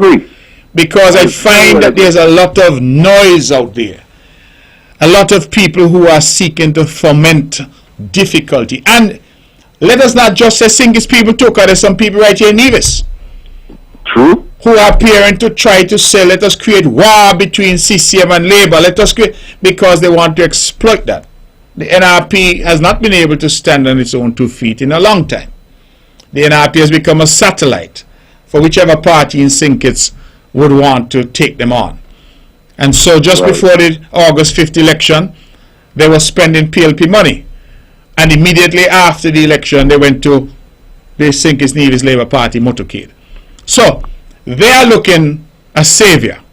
The CCM really is the only party in Nevis that has said, we are standing on our own 2 feet, we are uniquely and proudly Nevision. Mr. And Brantley. nobody is going to dictate to us. Yeah, Mr. Brantley. Yes. Allow me, please.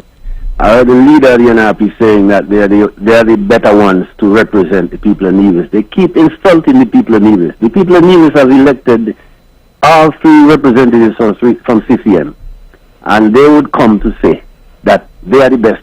They know what Nevis want. Well, they need to learn to get the message across to Nevisians. Yeah, I'm listening to you, caller. Go ahead. Yeah, they need to learn to get the message across to Nevisians, because it hasn't reached yet. It hasn't reached yet. They lost all 3 seats and then they say they win. And the CCM lost. I really don't understand it. All right, Mr. Brantley. Yes, okay. Thank you very much, caller. I'm really not sure as to the messaging from the Nevis Reformation Party. And I don't propose to waste too much time on them, to be honest with you, because they're all over the place. They seem to have a central message, and that central message is to bash Mark Brantley, talk about him, bash the CCM. I have not heard any ideas. For example, somebody said to me that, I think it was the NRP leader, said that her first order of business would be to remove the fuel surcharge from customers. Okay, sounds good. But she didn't say how she would pay for it. She didn't say how this would be done. So it's an easy thing.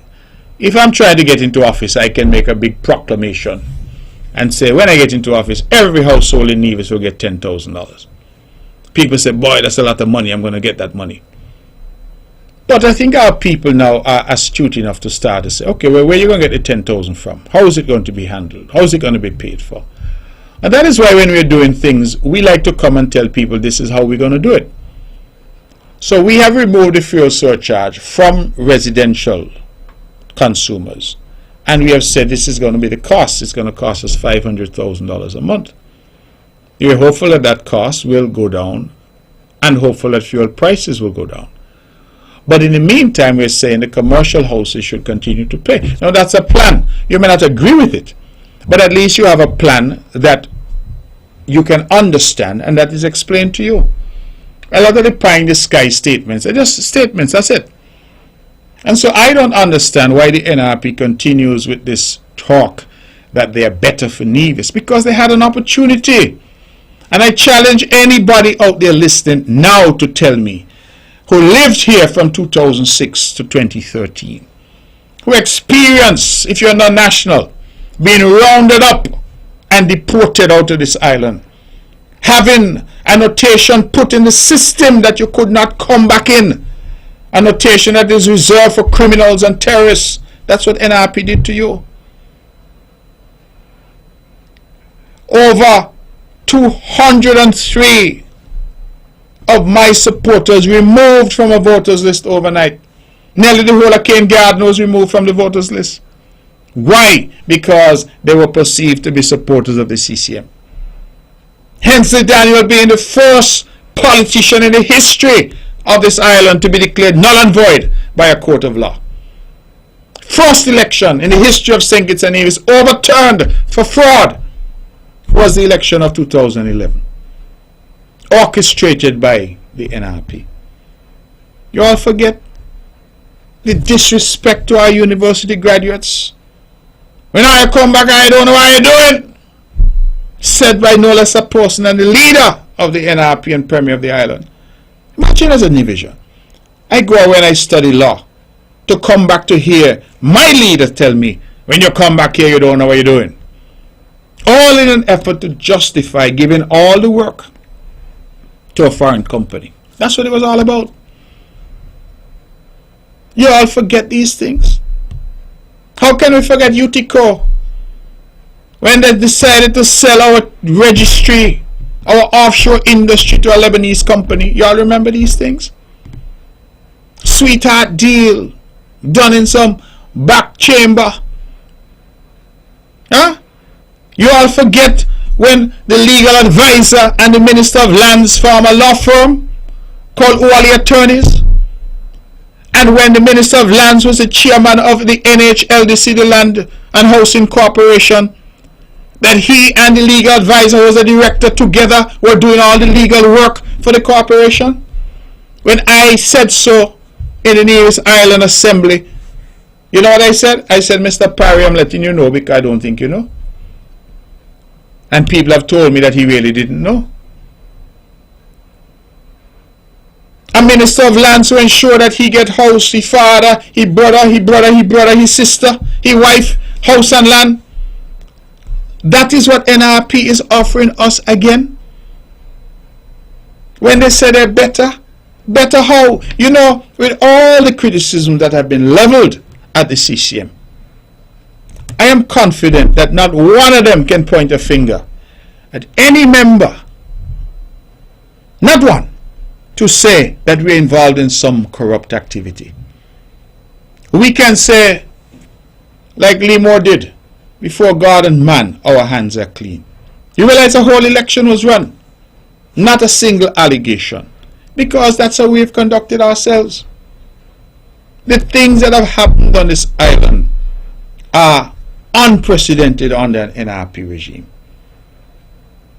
Every Friday, a gang of them used to go to restaurants here in Nevis, eat lobster, drink whiskey, and say send the bill to Land and Housing. Every Friday. Dozens of people eating and drinking, send the bill to Land and Housing. That's what used to happen here. So when you say you're better how? Demonstrate how it is you're better. When you say nothing is happening on the island, our people who live here see the roads, they see the improvement in water, they see the investment in electricity, they see the police station at Newcastle, they see the water taxi pier, the new treasury building, they see the Mondo track, the TVET center in Gingerland, the CCTV center in town, the expansion at the hospital, the improvements at the airport, the improvements at the seaport, the build out of the new pier there at Charlestown. Our people see the lighting of all the playgrounds in Nevis, the changing of all the lights to energy efficient bulbs around the island, the hiring of new doctors and nurses, new equipment, 2 brand new ambulances, the tremendous investment in generators for health centers. They see. So I can't understand why you keep telling people that nothing is there when the people can see for themselves. And that is why the NRP continues to lose. Because they keep trying to persuade people. A man out there getting wet in the rain, and you telling the man sun shine hard, no rain a fall, and he getting wet in the rain. You're trying to persuade sensible people against their better judgment. Because the people see, they feel, they know. And that is something that I can't quite grasp, because every election they do the same thing. I made a comment, I got in some trouble because I said, what has changed? They now say that they have women candidates. Great. But what has changed? Because the philosophy remains. Cuss, no ideas. That is the philosophy. And all of us can cuss. You can't come from Henley Park and Brownhill and don't know how to cuss. That's a national pastime. But at the end of the cussing, what is the value to our people? How does it advance them? They cuss me for 4 years. Cuss Alexis. They cuss Eric. They say we can't do 2 jobs. We should not be running in 2 elections, local and federal. What are they doing now? They changed their constitution to say that they could only run in 1 election. Then the same candidates who announced for the local came and ran in the federal.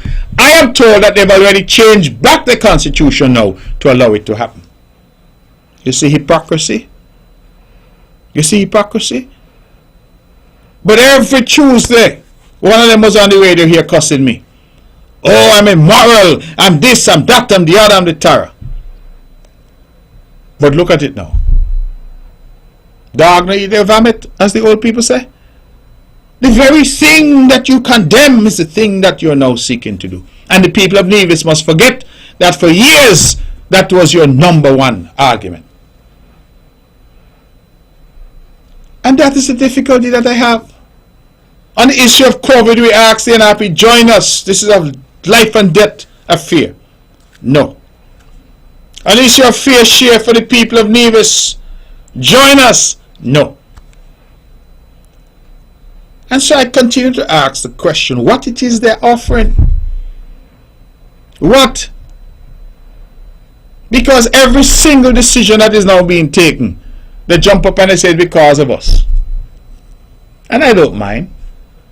As I said publicly, if it is that you're doing such a great job making decisions for the island in opposition, then let us keep you there. Let us allow you to continue to do the excellent work that you're doing. That every decision the government makes, you take the credit and stay where you are, because it means that it's working beautifully. Because it makes no sense. None whatsoever. But that is the nature of the thing. It is 1:15 to the hour. Do we have anybody holding? Let's go to the phones. Good evening, you're on the mark. Good night. Good night. Remember they said the first 5 years belongs to them, you know. The first 5 years belong to them? Yeah, that's what they said. Mm-hmm. Yeah. Well, they didn't get another 5, so. So when the people was going to get something for the people? Huh? But when they 5 years up. When they 5 years up. Good night. All right, good night to you. Good night to you.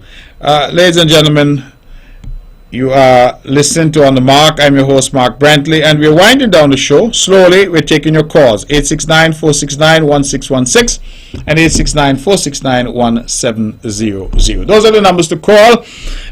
We invite your comments, of course, and your opinions on any matter that we've raised or any matter that you would like to raise. Let's go back to the phones. Good evening, you're On the Mark.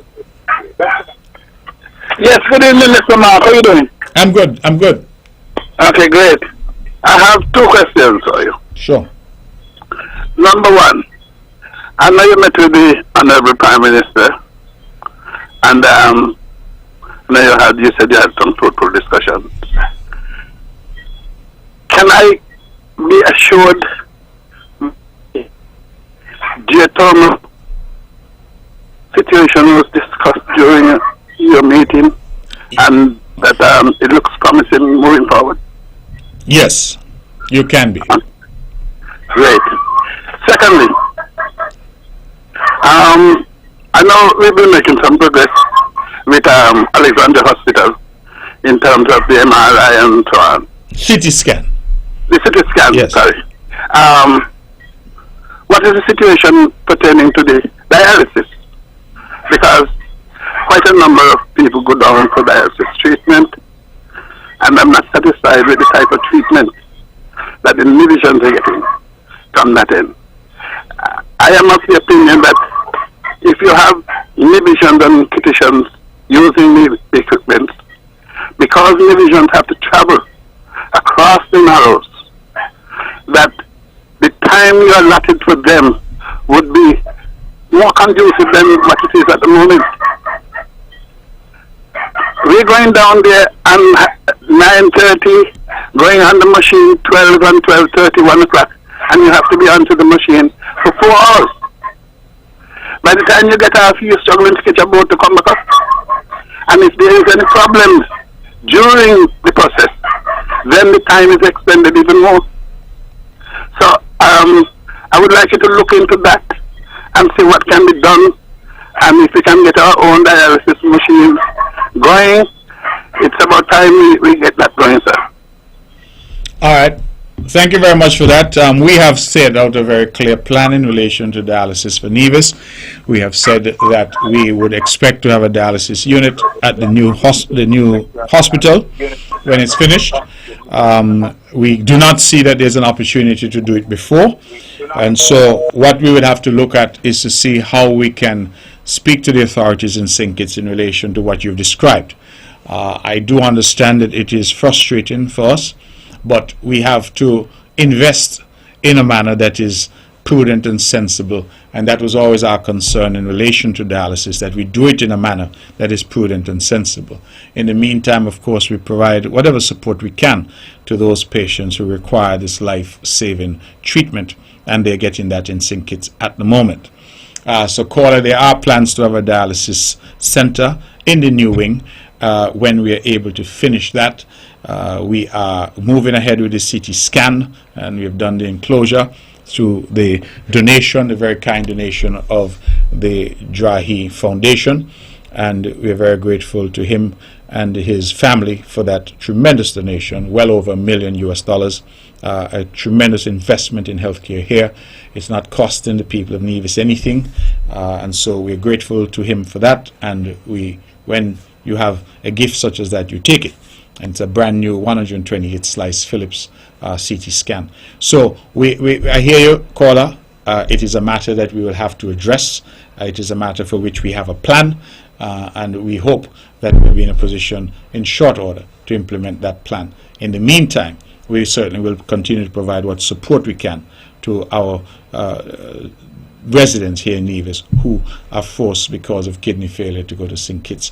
Let me make the appeal, however, before I take the next call, for all of our people, that NCDs, non-communicable diseases, continue to be the root causes of a lot of the problems that we're having. Obesity, kidney failure, which requires dialysis.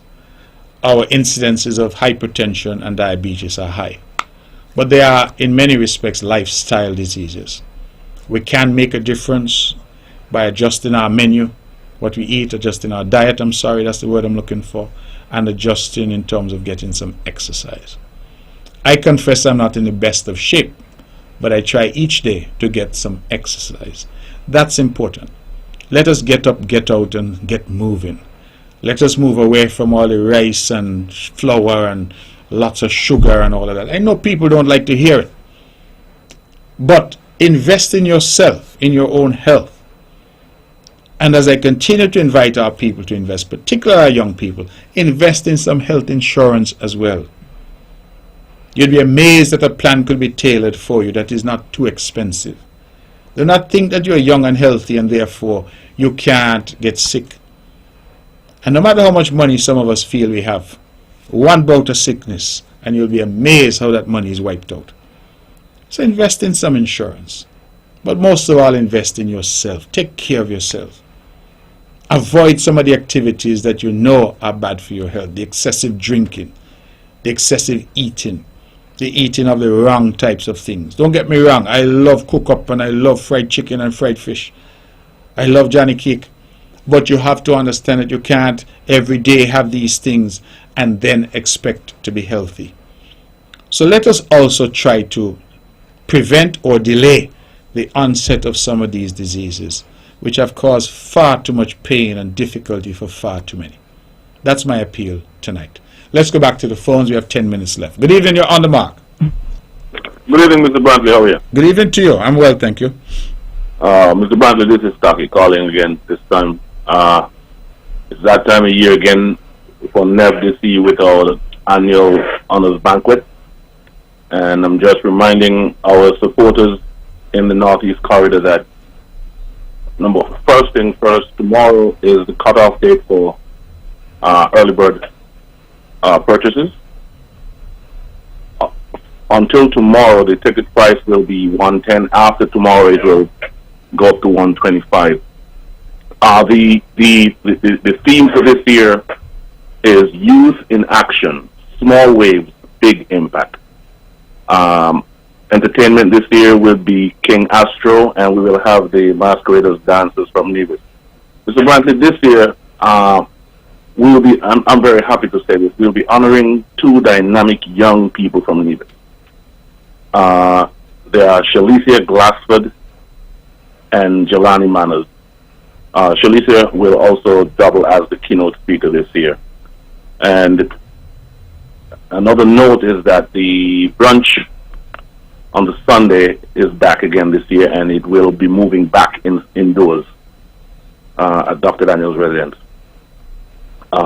It will be at Martin's Crosswinds in Greenbelt, Maryland, 7400 Greenbelt Center Drive, Greenbelt, Maryland. As usual, the tickets are available at the Holiday Inn. The Holiday Inn is just about 200 feet away from the event center. And we have some rooms block available. So if you call and mention NEVDC, you should get our special rate. I must admit I don't know what that special rate is right now. I have not checked. You can also book your ticket online at nevdc.org.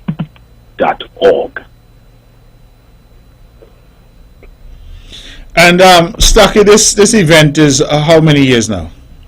This is our 17th annual. 17.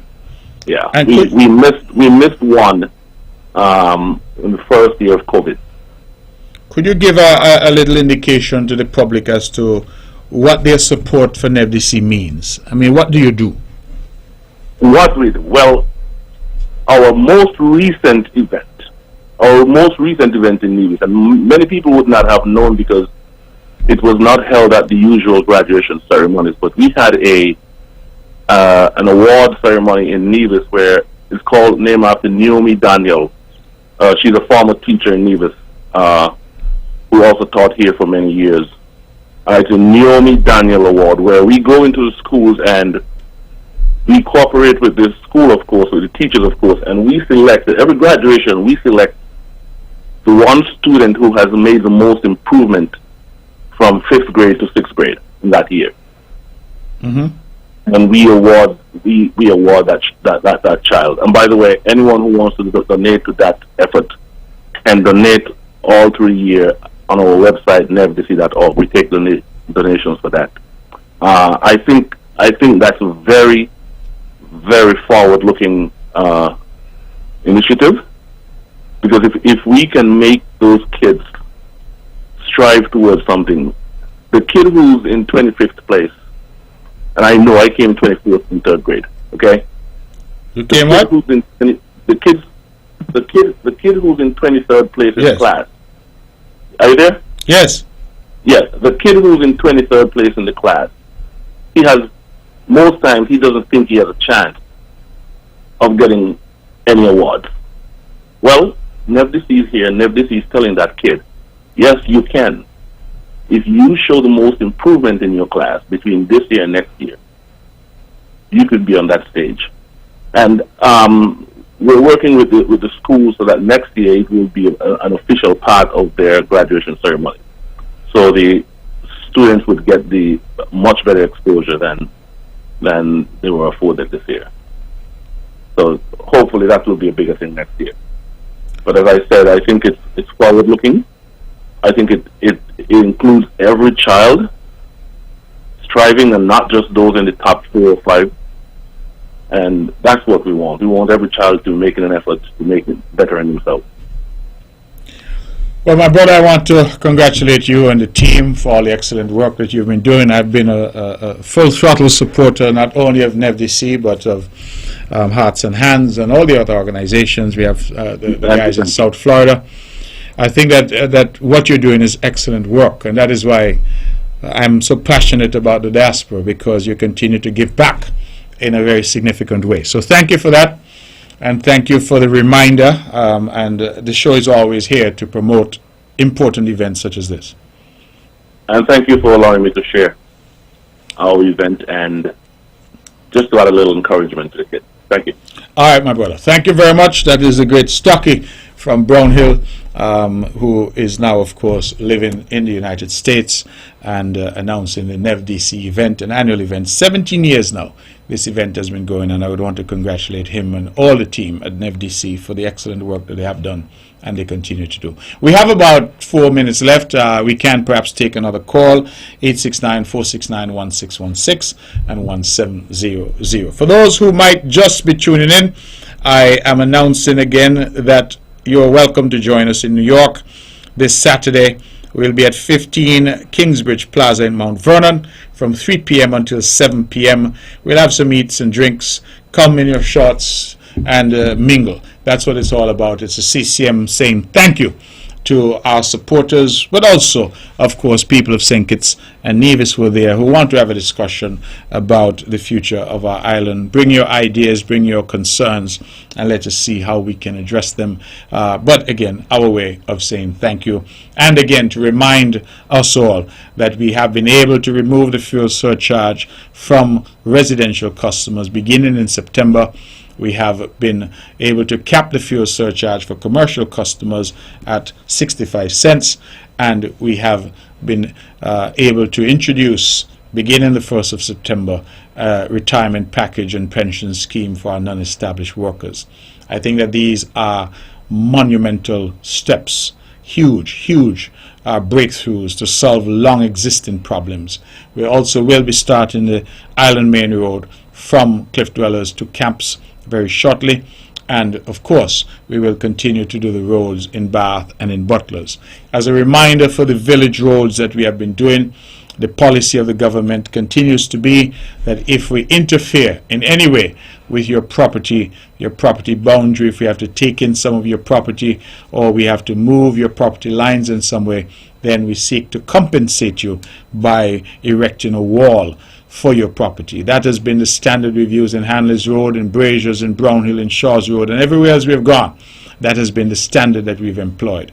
And so we ask you, the people of Bath, to bear with us. If your property is impacted, then we will compensate you by doing the wall. If your property is not impacted, then obviously it is not impacted. But if it is impacted, that is the approach that we have taken throughout. We try to help as much as we can, to do as much as we can for as many as we can. That is the way of this CCM party in government. We look forward very much to continuing this engagement with you. I thank those of you who call. I thank those of you who stayed with us and who are regular listeners and contributors to this show. Thank you very much. Let us continue to have conversations with each other. Through conversations we learn. Through the ability to listen we learn. And through learning and listening we devise strategies to deal with problems.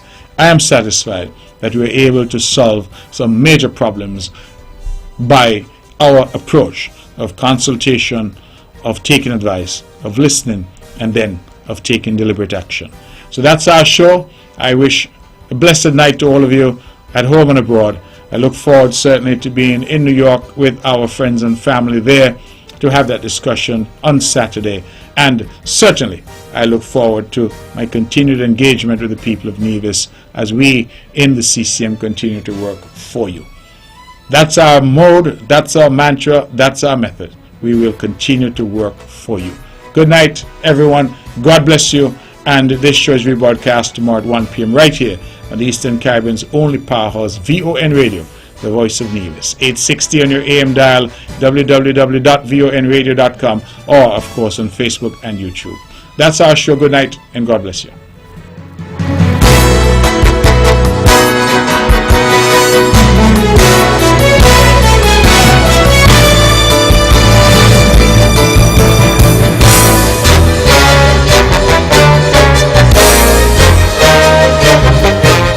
Views and opinions expressed on the preceding program were solely those of the participants and do not necessarily